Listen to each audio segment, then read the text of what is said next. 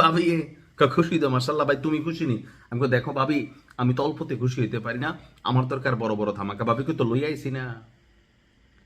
কথা বলছি একটু মন ভালোর খবর, আবার খারাপও হইতে পারে, মানে ধারাবাহিকভাবে নিউজগুলো করছি তো সারাদিন ধরে একটু মন খারাপ। বাট সর্বশেষ যে আপডেট একটু পাইলাম যে না, আমাদের সকলের সর্বোচ্চ প্রিয় নেতা তিনি জীবিত আছেন।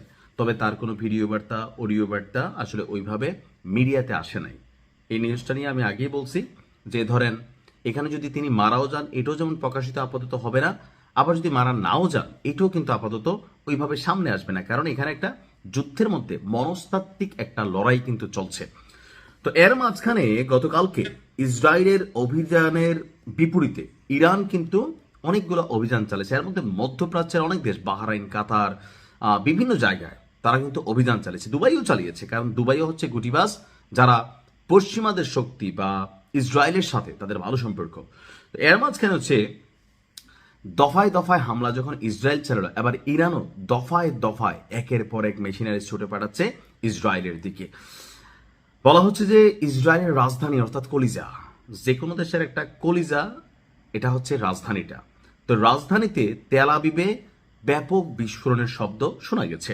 এছাড়া উপসাগরীয় অঞ্চলেও অভিযান চালাচ্ছে ইরান, যেখানে মার্কিন সামরিক ঘাঁটি থাকারও আশঙ্কা করা হচ্ছে। এখন ইরান বলছে যে এই অভিযান বা এই যুগ যেটা, সরি মানে এই হামলা যেটা, এটার পাল্টা জবাব ইরান দিতেই থাকবে। এখন ইসরায়েলের কাছে সর্বাধিক পরিমাণ, মানে সর্বোচ্চ বা সর্বাধুনিক যে প্রযুক্তি সেটা আছে। আমেরিকা যখন ইসরায়েলিতে যুদ্ধটা করাইতেছে, আপনার বুঝতে হবে যে পিছনে ঘাঁটি কি। এখন ইসরায়েল কেন যুদ্ধে জড়ালো? বলতেছে হঠাৎ করে ঘুম ভেঙ্গা খেয়াল হয়েছে নিহুর যে ভাই ইরান তো আমাদের জন্য ক্ষতিকর, সো ইরানকে থামাইতে হবে। আর এমনি তো লাইগাই আছে, অনেকবার ট্রাই করছে, আসলে ওই রকম ভাবে পারে নাই, বরঞ্চ বিভিন্নভাবে ক্ষতিগ্রস্ত হয়েছে। তো এখন যেটা করছে যে জোশে জোশে মাইরা কিন্তু দিছিল। এখন আমরা গতকালকে দেখলাম যে ইসরায়েল বলছে যে ইরানের ছোড়া ক্ষেপণাস্ত্রগুলো তারা প্রতিহত করতেছে, আবার জনগণকে বলতেছে ভাইয়া তুমি বাসায় থাকো, অথবা আমরা যে বাংকারগুলো বানাইছি সেখানে চলে আসো, তুমি আপে তাপে কিন্তু দৌড়াদৌড়ি করো না। তো এতই যদি সিস্টেম তাদের অ্যাক্টিভ আছে বা আকাশ প্রতিরক্ষা কাজে লাগে, তাহলে কেন তারা আবার তাদের দেশে জনগণকে বলছে যে ভাইয়া তোমরা বাসার বাইরে আইসো না? ইরান বলছে, ইরানের যারা রাজকীয় গার্ড বাহিনী আছে তাদের বক্তব্যটা হচ্ছে যে একের পর এক অপ্রতিরোধ ইরানের ভান্ডারে থাকা মেশিনগুলো উড়ে যাচ্ছে ইসরায়েলে। তবে মাঝখানে এখানে কিছু ডিস্টারবেন্স আছে। তো ইসরায়েলের বিরুদ্ধে ইরান যে ক্ষেপণাস্ত্রগুলো পাঠাচ্ছে, ইরানও জানে যে এখানে একটা হিউজ পরিমাণ প্রস্তুতি আমেরিকা নিচ্ছে, বা ইসরায়েলকে নিরাপত্তার চাদরে ঢাইকা ফেলা হয়েছে। সো এই চাদরকে ছেদ করতে হলে বা ভেদ করতে হলে সেই ছেদালো মেশিনারিজ লাগবে, আর এই মেশিনারিজ দিয়েই তারা এই অভিযান চালাইছে।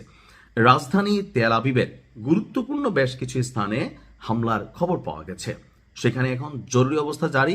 এমনকি ইসরায়েলের জনগণকে আইডিএফ এর পক্ষ থেকে বারবার বলা হচ্ছে আপনারা ঘরে নিশ্চিন্তে থাকেন।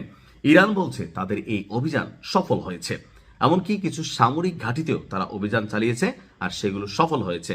তো আন্তর্জাতিক গণমাধ্যমগুলো এগুলো কাদের? পশ্চিমাদের। এখন সবাই তো ভাই যুদ্ধের পক্ষে বা মার্কিন যুক্তরাষ্ট্রের পক্ষে।